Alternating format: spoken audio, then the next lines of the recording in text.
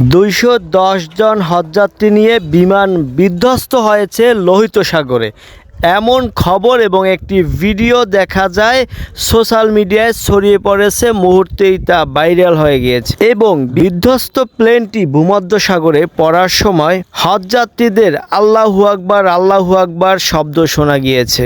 দাবি করা হয় মোরতানিয়া থেকে সৌদি আরব হজের উদ্দেশ্যে রওনা দেয় এই বিমানটি, আর পথেই ঘটে বিপত্তি এবং হয় প্লেনটি লোহিত সাগরে বিধ্বস্ত।